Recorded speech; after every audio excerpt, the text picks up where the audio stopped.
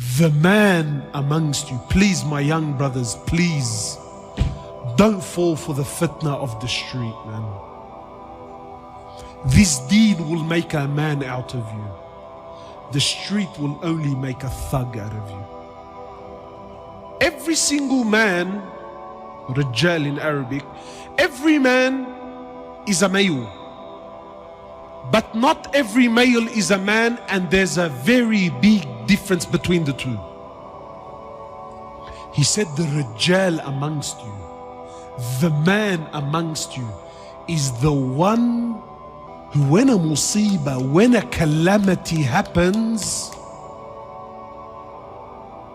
he can control his anger and his wrath. He can control it. He's patient. This is the man. It's one thing when the brother says to me, listen, I have an addiction and I'm trying to deal with my addiction. Wallahi, I will appreciate it. Look, the man knows he has a problem. No, but I have an addiction and I'm in denial about my addiction, and I try to use deen to justify my actions. So brothers will be he'll bench press 100, 120, Allahu Alam what they're bench pressing.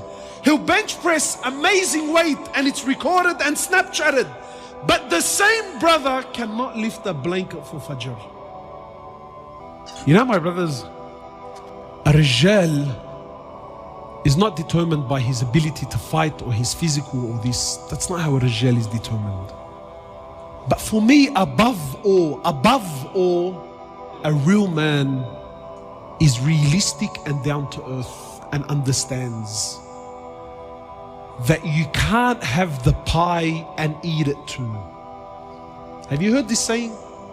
It's an English saying. They say you can't have the pie and eat it too. Yeah, you can't have everything, brother. And we're trying to have everything. One of the ulama said that the difference between us and the Sahaba, you know what the difference between us and the Sahaba was?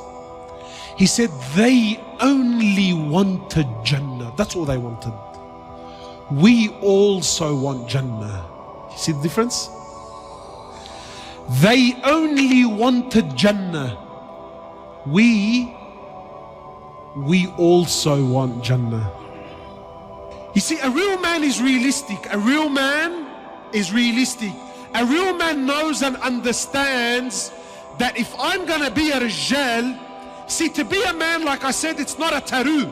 It's not something you get. To be a Rijal, these are decisions you have to make. There's sacrifices you have to take. And this is a lifestyle. It's a lifestyle that you have to live. And a real man and a real Rijal understands that if I'm gonna be a man, I can't be anything else with it. It's either a man or something else. Where am I going with this? A real man is realistic. He understands that when I get married, that when I have children, that when I take on a job, that when I give my word, when I make a commitment, there are sacrifices that have to be made.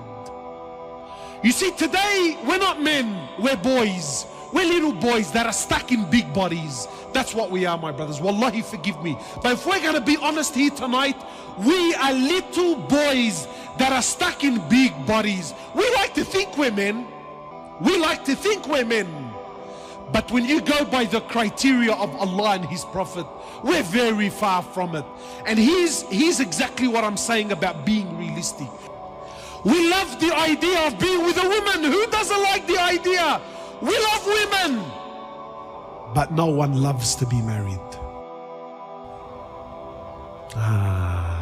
The commitments of being married, the sacrifices of being married, the challenges and the difficulties of being married is something a real man, a Rijal, knows and understands.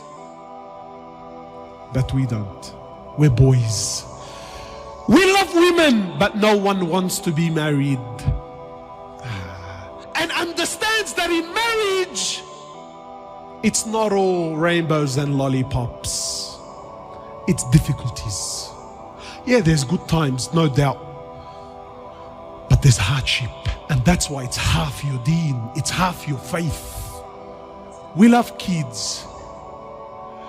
But no one wants to be a father. ability to have children doesn't make you a man. Your ability to raise those children, your ability to father those children, that's what makes you a man, bro. We love money, but no one wants to work, bro. That's why drug dealing and being a runner is so appealing to the young boy. Everyone loves Allah, but no one wants deen. Brother, how can you love Allah but not have deen? No. So now there's this sick culture. Have you noticed this culture? Brother, you don't know what's in my heart. My iman is in my heart, brother.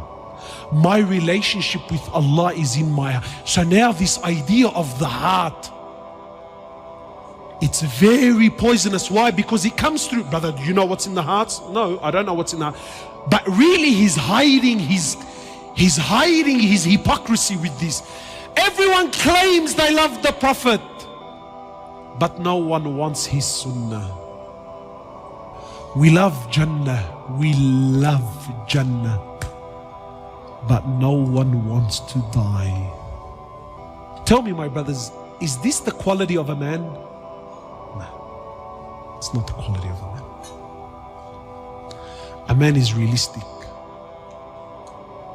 A man is realistic. A man is honorable. You know what this ummah is suffering from, my brothers? Trust me, it's not knowledge.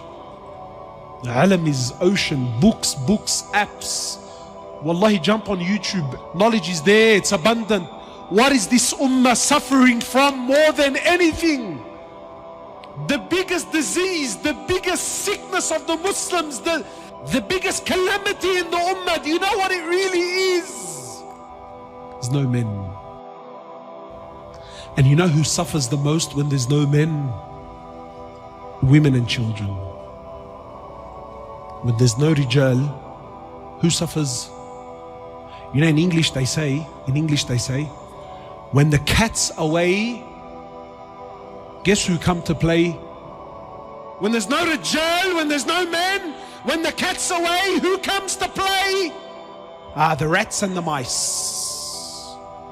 No men, rats and mice. Look at our societies. When man comes together, the world comes together. But qasam by Allah, as long as man is destroyed, this world will always be destroyed. We need to restore men.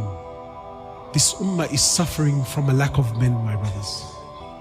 Ask yourself tonight, are you a rijal or are you a dhakar?